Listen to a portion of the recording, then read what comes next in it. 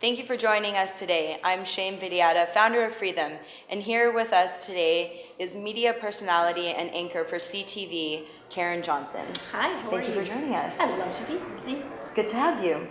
So today we're talking about the issue of human trafficking here in Canada and Toronto. And I recently just learned that you've also just kind of been introduced to the topic of human trafficking. No, absolutely. I know internationally it's always been a subject and a very troublesome subject matter. But I didn't realize how close to home and how close in my backyard it was actually occurring. And what was your immediate reaction when you heard about it? I think mostly disturbed, because I still remember, emailing my publicist and saying, this is very disturbing. And I don't know what disturbed me the most. It was kind of not even equally divided. The fact that it's happening in our country and that our government, with so many resources, is a little slow to act appropriately.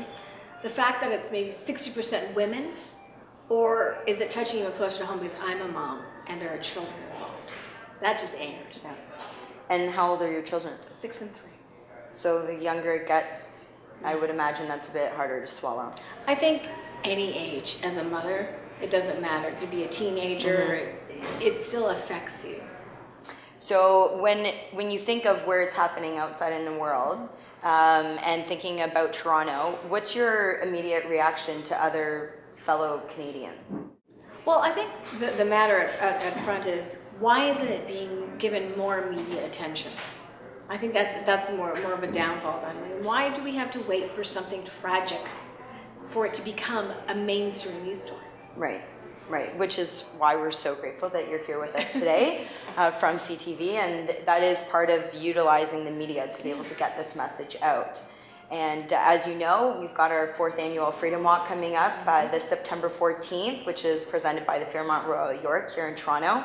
And I hear you might be joining us to walk this year. I got my shoes ready. And I'm actually going to bring my kids, because I think it's a really great opportunity to see this whole thing through the eyes of a child and see how they interpret it and how they want to try and participate in this. Well, and actually, there's a whole kids zone at the Freedom Walk. So while you're learning and adults are learning about the issue, it's very family friendly, where the kids are in the back and they make their own signs that say, I'm not for sale, and we put their little handprints on it, and teaching them at a young age and at an appropriate level about what human trafficking is, and that this is happening to children all around the world. That's and true. Right here in our own backyards. And, children today, they are a little wiser. They have a little bit more knowledge than, hey, when you and I maybe we're going to school.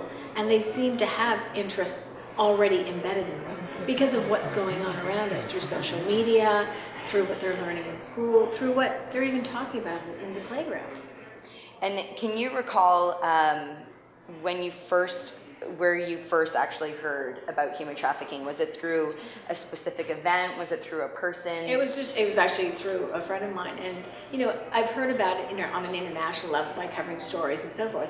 But to hear that it's happening in my own backyard, in my own country, very disturbing. And was the connection to slavery ever made, or did you understand human trafficking as something different? I knew it was definitely the same, just worded differently, packaged differently. Right. And so when you think you're from an ethnic background and being here in Canada, does your culture or your ethnic background, where your country is from, does that have any effect or weight to wanting to participate and do something about this issue? I think it's a human issue. It doesn't matter what your race is. It doesn't matter what your religion is. It doesn't matter what your gender is. This is something that is broader and it's bigger than that. You should want to step out of your comfort zone and open up and lend a hand and do something about it. It doesn't matter where you're from or if your culture is known for having this. It has nothing to do with it. As an individual, it's your responsibility, if you have beliefs in something, to come forward and participate. So what are you expecting then for the fall, for the Freedom Walk? I'll be honest with you. I'm coming to observe, to see what I can bring forth and see how I can participate.